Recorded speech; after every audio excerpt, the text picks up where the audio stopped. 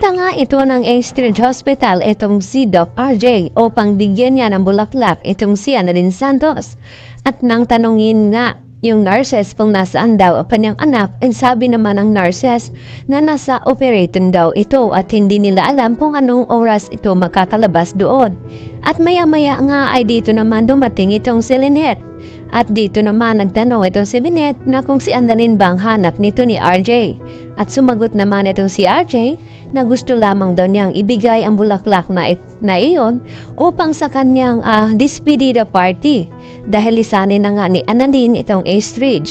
At sinabi nga dito ni Lynette na hindi daw alam ni Lynette kung anong oras makakatapos sa trabaho itong si Annalyn. At kung gusto daw nito ni RJ, sa kanya na lamang iabot itong bulaklak at siya na nga magbibigay ng bulaklak doon kay Annalyn. At dito naman na sinabi ni RJ na oo, dahil mas may lalakarin pa daw sila ng kanyang ate Dicel. At sa di kalayuan ay nakita at naabutan naman ni Carlos na inabot ni RJ ang bulaklak dito kay Lynette. Kaya inakala ni Carlos na para kay Lynette ang bulaklak na ayon. Tila nagsiselos na naman muli itong si Carlos Benetes na kung bakit binibigyan ni RJ bulaklak itong kanyang asawa. At maya-maya nga ay dito na kinumpronta at nagtanong si Carlos kay RJ na narito daw ito sa Astrid.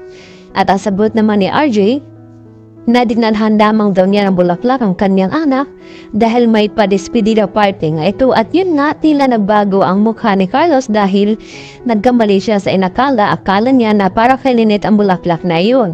Yun pala ay naalala niya na may despedida party pala itong si Annalyn. At dito na nagpaalam itong si RJ na hindi daw siya magtatagal dahil may bisita nga daw silang kahaharapin ni Dicel sa kanilang bahay. Samantala, ang kasunod naman na nakabanggaan dito ni Lynette ay itong si Irene at nagtaka ito na kung bakit narito daw ito sa Astrid. Kung anong daw ang pakay ni Irene dito. At dito na sinabi ni Irene na nagpapakonsulta daw siya sa kanyang umigayni. At sa dami-dami ng ospital ay dito pa talaga sa Astrid nagpunta ito. At muntik-muntikan pang nabasag itong pabango na binili ni Irene. At tila, tinanong ni Irene kung kailan babalik ng US itong si Irene. At ang sagot nito na parang pinapaalis na nga daw siya dito ni Lynette. Subalit ang sagot ni Irene na medyo matatagalan pa daw dahil mayroon daw siyang inaasikaso pa. At dito na nagpaalam na itong si Lynette dahil may trabaho pa daw siyang gagawin.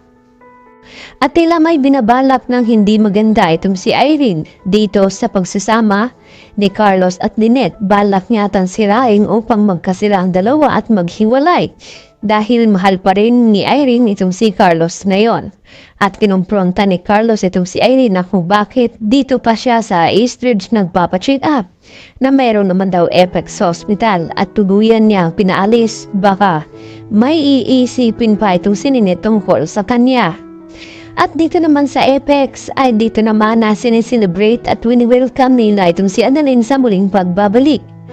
Tila nagkainitan muli dahil sa inasta ni Zoe at paparinig dito kay Justin na hindi daw kagaya ng iba dyan na lumalaki na daw ang sungay nito. At ito ay hindi nagustuhan ni Giselle at ni Justin ang sinabi ni Zoe. At tila nagkakasabutan ang dalawa at hindi ito nagustuhan ni Annalyn. At maya-maya nga ay dumating na nga itong si RJ upang adiwang ang pagbabalik muli sa Apex ni Annalyn. At sa kanyang pagbabalik ay muli agad sasabak sa trabaho itong si Annalyn at may makilala nga siya. Ito na nga si Carla. At sinabi nga ni Dr. Antonio na kinabahan daw itong si Carla dahil magpapa-opera nga daw ito. Yan ang ating pakatutukan at aabangan dahil sa pagbabalik muli ni Annalyn ay may magbabago nga ba sa Apex Hospital. Yan lang po aking karagdagan latest update at maraming pong salamat sa inyong pananatiling panonood.